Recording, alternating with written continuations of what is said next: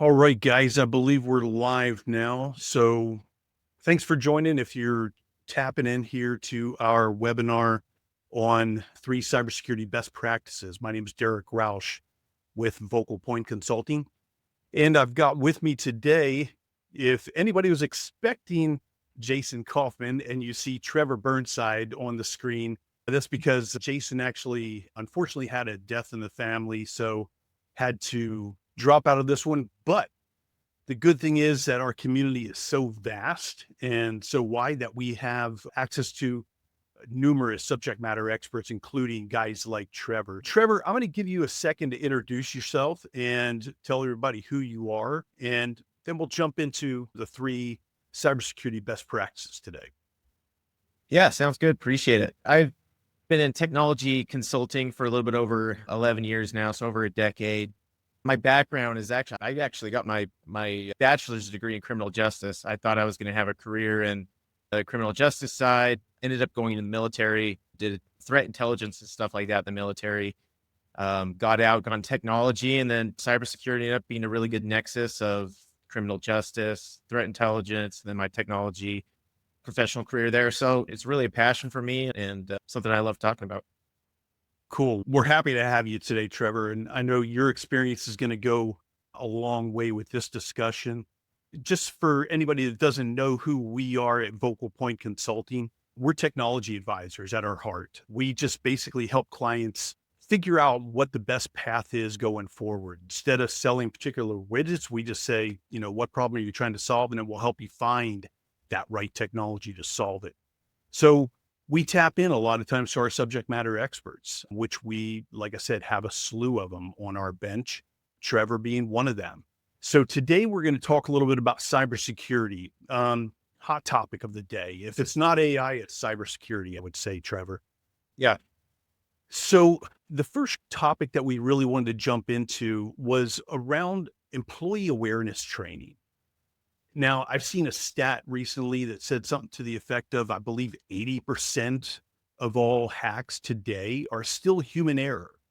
So tell me if you can sum up, number one, how do we tackle that from a training perspective? What kind of companies are out there that can help in this area? And let's talk a little bit about the overall landscape when it comes to employee training and why there's still just this large percentage of companies that are not training their employees well enough. Yeah. It's a good topic to start with. I think historically in cybersecurity, we've said, hey, train your employees not to click on the links. Tell people to stop clicking on the links. Yep. I had a CISO recently tell me, like, that's outdated. If you click on a link and you don't have some type of blocking or tackling within your environment, then you just have poor security posture. My response to that was security awareness training isn't just about clicking on the links, right? It's much more than that. It's about understanding the risk involved with doing business on the internet, really in general. Certainly phishing is a major risk or a major attack vector that, a lot of breaches are occurring because of phishing attempts and people clicking on links, but it's not a single silo to that, right? We got to think about domain impersonation. We got to think about, hey, maybe third-party vendors that are compromised that are email me from verified or legitimate domains, but they're compromised emails. So there's multiple things that end user or just normal employees doing day-to-day things they got to be thinking about. Certainly don't click on the links, but there's more things to it on the security awareness training. So tell me about like some of the hot vendors that are out there that can actually help in this area, because I think probably the 900-pound gorilla in this part of the industry is probably KnowBe4. A lot of people know the name, but are there any others out there that are doing a really good job in this space? Yeah, KnowBe4 is obviously very familiar, or what most people are used to, or you hear cybersecurity end user training, they default that way. But there's different flavors though, as far as that goes, when it comes to what training who you want to gear it towards, specifically on verticals, financial, healthcare. They see different things, different type of risk. One that I'm very familiar with is a company called Stickly on security, which they do videos, they do the phishing, just KnowBe4. That's kind of table stakes of you get the videos to educate. They get sent out. It includes a component of phishing tests. So you're sending false emails to your employees, seeing who's clicking on those. And if they do, right, they have to do that remediation.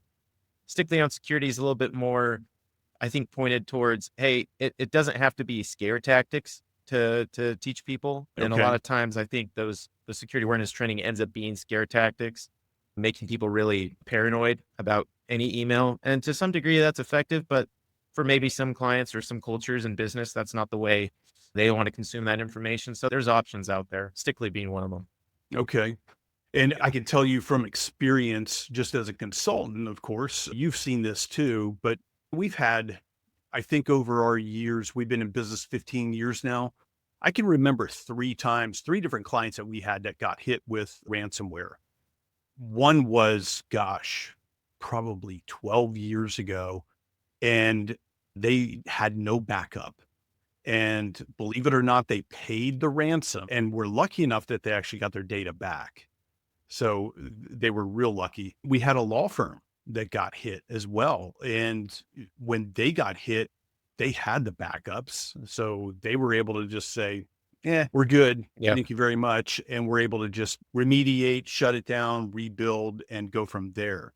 But a lot of companies aren't that lucky. Yeah, I mean, from a ransomware perspective, it's not just having immutable backups anymore as well. There's other components to it of being hit by ransomware. Now those guys are saying, okay, you've got immutable backups. Cool. Now I can use your data as extortion.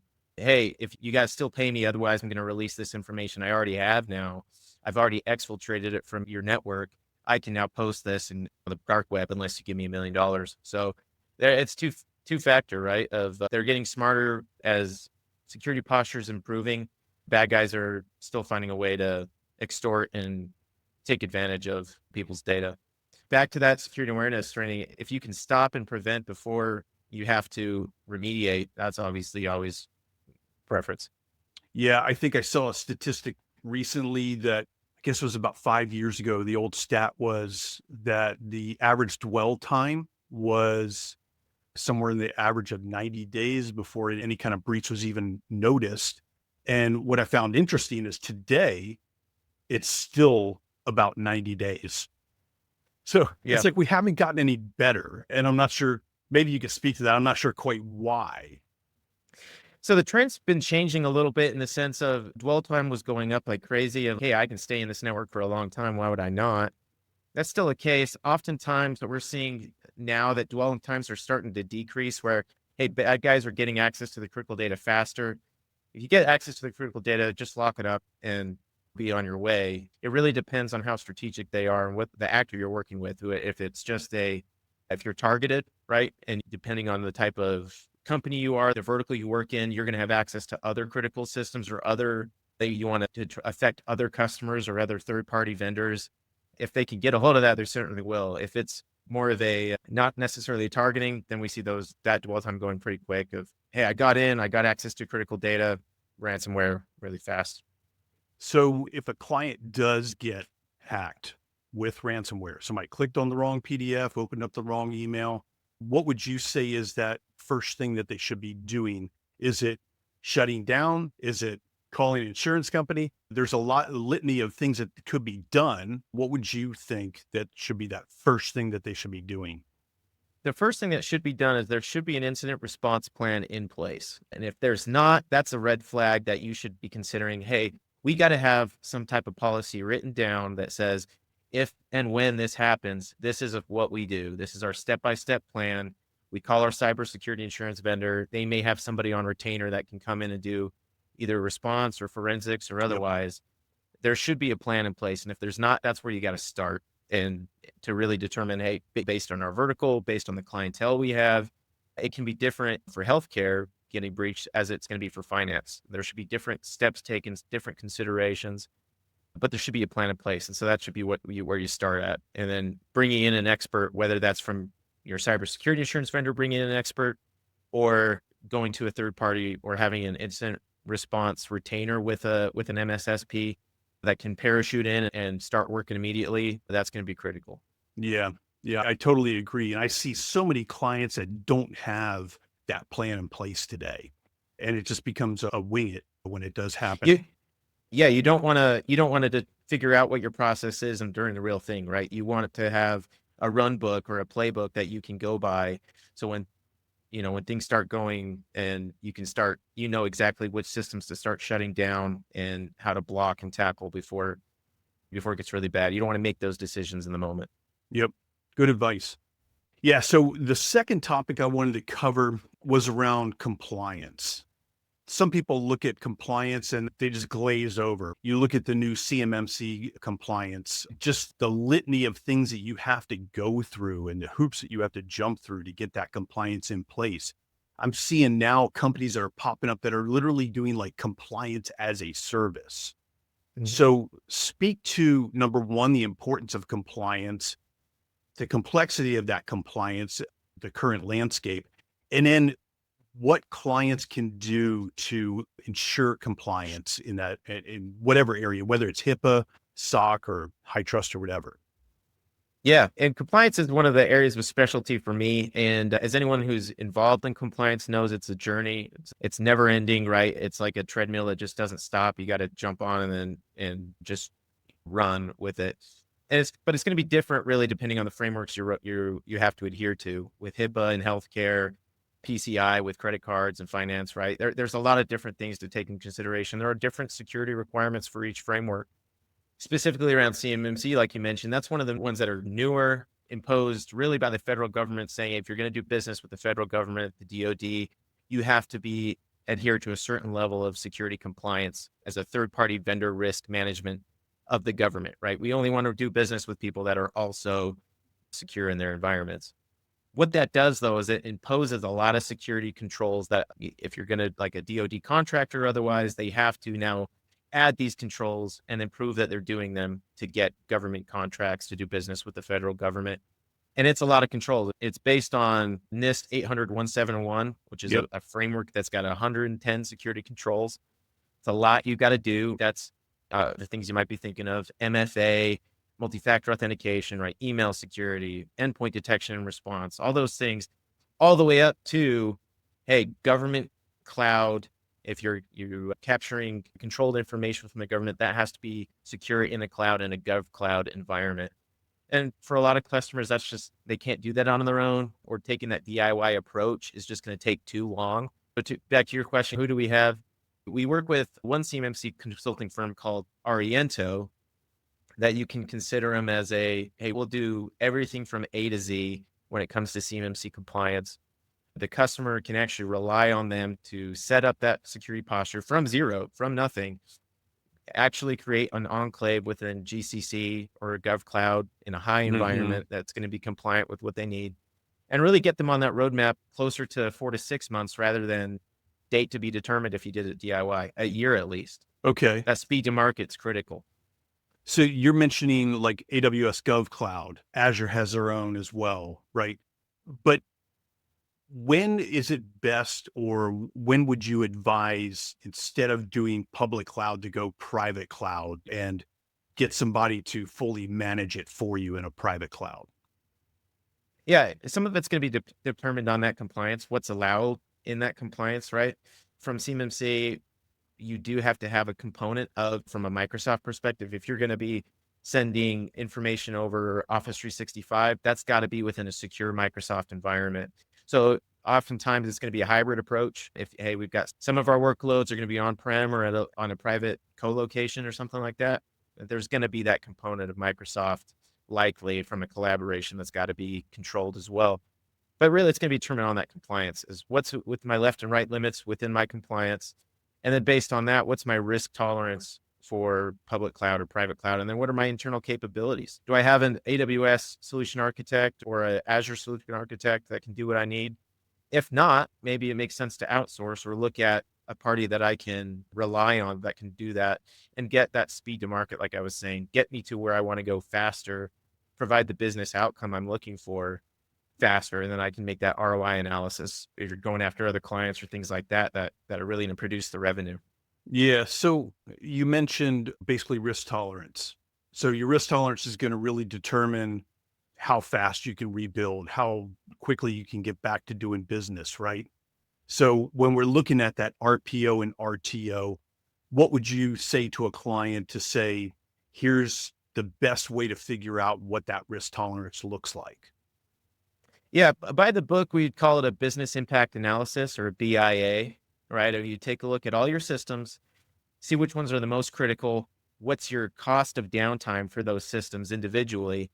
And then that gives you an idea of, okay, based on this database or this system, if it's down for this long, this is how much it's going to cost the business. And that gives you that idea of, okay, this is what my RTO or my RPO is, my time for uptime to get back up to date or back online. My tolerance is this much time. And if that's the case, then you can work on that and you can look at the technology that's going to get you that RTO or that RPO that you've got to have. If there's other systems that don't necessarily need to come back as quickly because they cost less on their downtime, you can then create a plan of which systems need to come up online first and which ones you can put farther back, or even how you want to do a backup. Maybe it's not, maybe you can wait on those or have a different technology even that costs less and really address the risk that way. Okay. So one of the things I was thinking about, because you had talked about a little bit about CMMC requirements. At what point does CMMC stop and FedRAMP take over, or do they have to go hand in hand? So if anybody on this call today is doing business with the DoD today, do they have to be FedRAMP compliant, or is CMMC going to be enough? How do they determine those requirements? They're different in the sense that they cover different aspects of doing business with the federal government. If I, as a vendor, want to do business with the DoD specifically, and they've got a certain impact level, CMMC is going to cover me as an organization. You think of like SOC 2 Type 2. It's certifying me as an organization that I've got the security posture in place. FedRAMP is somewhat the same, but more it's an offering in the sense that our offering is compliant to these certain adherences. So I was on a team that submitted what's called a FedRAMP CSP to be a cloud solution provider. If I've got this idea, it's going to be a great new drone for the government. I'd have to submit a FedRAMP CSP showing and detailing, this is how I've set up this offering so that it can be sold to the government and they can see what this offering looks like. There's a FedRAMP marketplace you can go to, see a lot of software and hardware and things like that. Okay. While they accomplish some similar goals, they are still going to be separate, I think, going forward on their intent as far as the federal marketplace. So some of these companies that we're talking about that do that compliance as a service, say like Ariento, are they going to submit that paperwork for the client? In some cases, yes. In some cases, no. So for CMMC, when you get into the weeds there, if you think about SOC 2, which maybe more people are familiar with, SOC 2 requires the CPA firm to do the attestation to say, give you their stamp, certificate. Hey, you guys are SOC 2 compliant, type 1 or type 2, depending on what that is. CMMC is using an attestation. They don't use a CPA. It's a newly created program called C3PAO. Yep. Like Star Wars, right? There's only less than 100 last I saw in the US that are accredited C3PAOs that can go to your organization and say, yes, you are CMMC 2.0 compliant or level 2. That means that from an Ariento perspective, they can do one or the other. I can help you get compliant and build it all for you, but then they stop when it comes to the accreditation. That has to be a third party that comes in to check their work. Or you could have Ariento be the C3PAO because they are one and they can actually do that attestation, give you the CMMC accreditation, but you could use another vendor within our portfolio to do that gap assessment, gap analysis, and get you ready. It really depends on where you're at in that journey. How far are you? How close do you think you are to actual accreditation? And then we can help make those determinations of who are their best fits that could help finish out and then get that CMMC level 2 or 2.0 certification. Yeah. Good stuff. I appreciate that, man.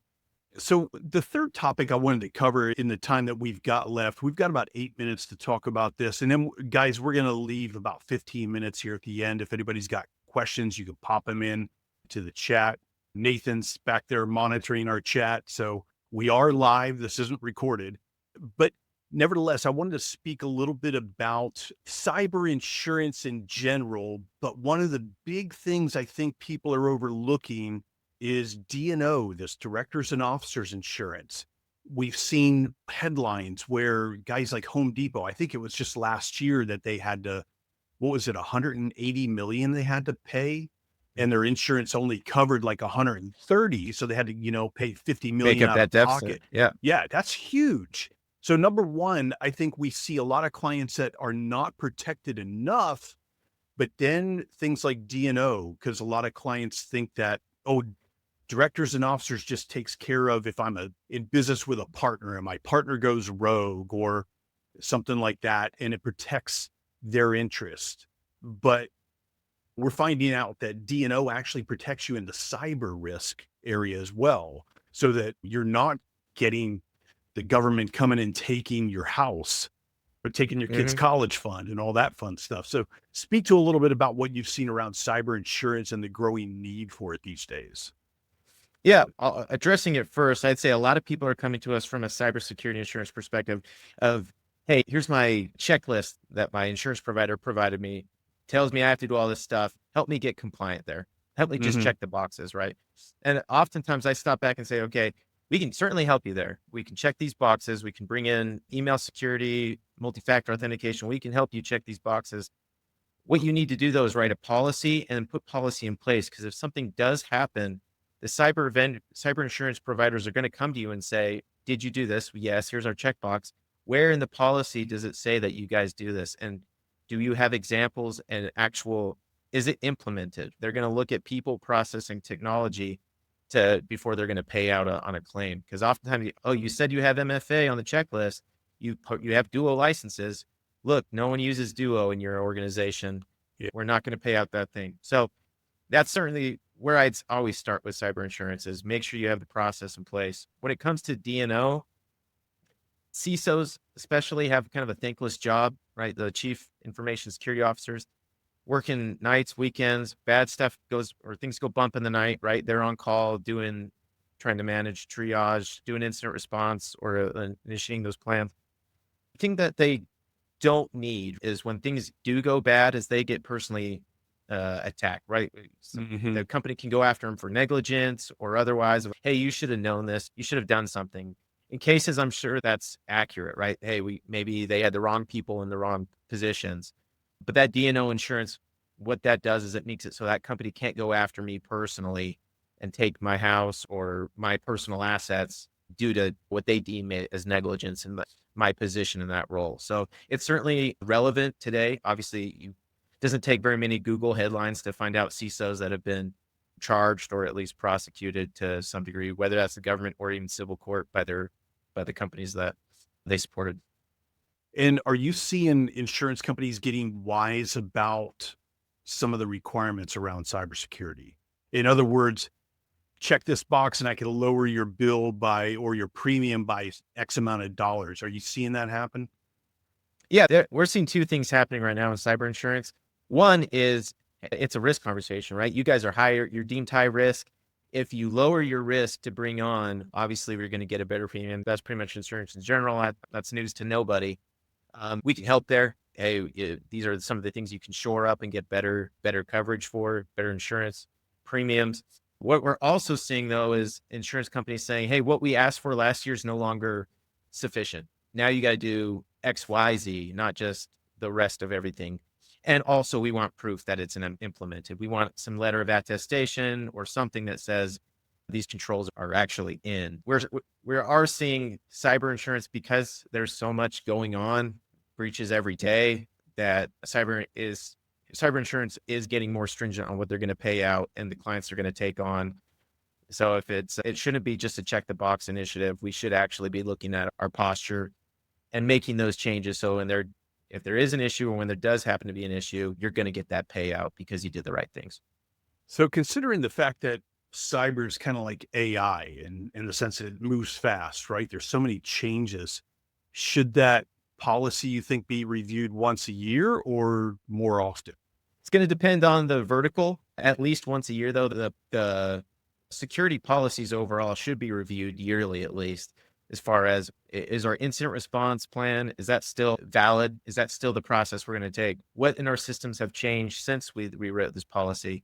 Policy probably is going to be updated throughout the year. So it makes sense that at the beginning of the fiscal or the end of the fiscal to take a look and say, maybe where What have we added to the policy that we're not considering anymore? What have we added from our technology? What people have changed that we were going to go to this person for the response plan? They're no longer here. So now we need to update that. All those things need to be taken into consideration, the people, process, and technology yearly on the posture. Yeah, yeah, I would agree with that. Do you see overall when it comes to DR and that incident response, do you think that it depends on the industry you're in, that their policy or that DR plan has to be tested annually, semi-annually, or whatever? Or do you think that most industries can just follow a yearly DR test and be okay? Yeah, I would say very rarely do I talk to clients that actually have tested their DR strategy or their DR plan, right? We've got immutable backups. Or when's the last time you actually tested that backup? Or Yeah. we've got warm sites that can do the failover. When's the last time you actually tested that failover? It's rough. You don't want to, right? It's because you don't want to know maybe what's hiding under the bed or what's in the closet when you do those things, 'cause it's just going to create more work potentially. But having that peace of mind and knowing if you need to fail over or you need to do a backup or you need to recover somehow, it's going to work because you test it. So a lot of those should be done yearly. Again, the amount of people that I see that are actually testing it is very, very low. So that's always an area that we want to say, if you've got something in place, let us help you test it and see the deficiencies and make sure you're meeting those RTOs or those RPOs that you've defined, like we talked about. Yeah. Yeah. And to your point, we're at the 30-minute mark here, but we've got, gosh, 700 plus vendors in our portfolio these days. There's so many good vendors out there that can help you if you're struggling in this area, whether it's compliance or pen testing, just the normal pen testing, doing some tabletop exercises, things like that you can do to make sure, that you're staying safe, staying up to abreast of all the attacks that are out there.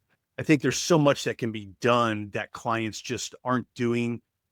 Some of it may be laziness. Other times it's just cost savings, right? They just don't want to spend the money until they get hit. Yeah, and this year it's been consolidation is the name of the game. There's a misconception in the sense of if I do this, it's going to cost me a lot of money. I'm going to have to add a lot to the budget. Certainly, that might be the case in some ways. In others, hey, you might be overpaying for certain software that's doing dual things that maybe you've got some overlap and we can consolidate Yep. that, maybe find some cost savings there, and then add those protections that you need and keep you within the budget. So we do that all day and happy to have that conversation. Yeah. Yeah. Trevor, I appreciate it, man. I'm going to turn it over. And Nathan, I don't know if we've got any questions that have popped in, but if there are any questions, guys, go ahead and ask a question. We're live. We'll be here for next couple of minutes answering any questions that you might have.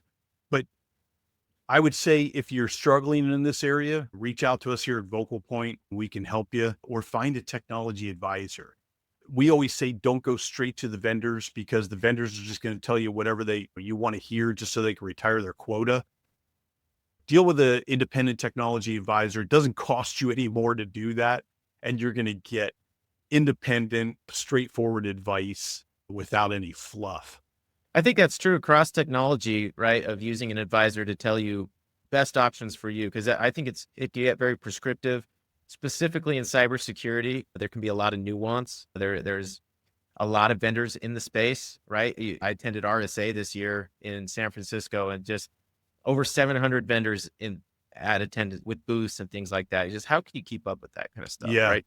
Clients or customers need to use an advisor to navigate the space. Otherwise, they could end up overspending on things that, hey, there's other tools or there's other things that you could have addressed that risk area at a cheaper cost or more tailored to that business or that vertical. And we do that all day. Hey, maybe clients come to us, hey, I bought this software. It's not doing what I wanted it to do. Now what do we do? How do we pivot? And we have that conversation all the time of, oh, did you know that there's other things out there than this Gartner Magic Quadrant leader? And oh, I didn't know we could get that through something else. Yeah, So, that's what we typically see. The CIO that gives a directive that, the IT director goes and pulls the top 5 in the Gartner Magic Quadrant, and it has to figure it all out, weed through stacks of proposals. And Or you do the RFP route, which is literally just a race to the bottom to see who can come in the cheapest with the smallest amount of product at the cheapest price so that they can add on some stuff in the background after they get their foot in the door. Yeah, Yeah. absolutely. Really, from an advisor perspective, that's where I like what we do is we focus on that business outcome. What's your actual business outcome you're trying to get? Yep. Because we don't have the proverbial truck that's got our offerings on it. The offerings are essentially endless, right? It's about the market, what's in the marketplace that we can pull from. But what's the outcome you're trying to get to? And how do we get that in a way that's going to be within budget and not overspend, but also taking into consideration the risks that business is facing and addressing it accurately? Yeah. And by the way, guys, for anybody joining today, we're going to be sending out our best practices playbook around cybersecurity. So you'll get that. We'll send out anybody that signed up to be a part of this webinar today. We'll also get the link to the recording. So this is all fully recorded. We'll get you out the link to it so you can pop into it. But yeah, for the most part, I think we've covered everything that we need to cover. Trevor, I don't see any questions. So I'll give it one more second here. Nathan's saying nothing in the questions right now. If nobody's got any questions, we'll wrap it up from here, but glad that you guys could jump on. We're going to try to keep doing these every now and then and pick some hot topics. We've got a lot going on right now around AI. Probably 70 or 80% of our opportunities that we're working on right now are around AI or some sort of automation. I hate to call it AI because a lot of times it's just RPA or machine learning that we're doing, right? But nevertheless, hot topic. Everybody wants to automate, do more with less, right? So we'll probably cover that in a future topic here. But anyway, Trevor, thank you. I appreciate it. Nate, thanks for jumping into the comments here. And reach out to us at vocalpointconsulting.com if you guys have any questions. Appreciate it, guys. Okay. Thanks, Trevor. Bye.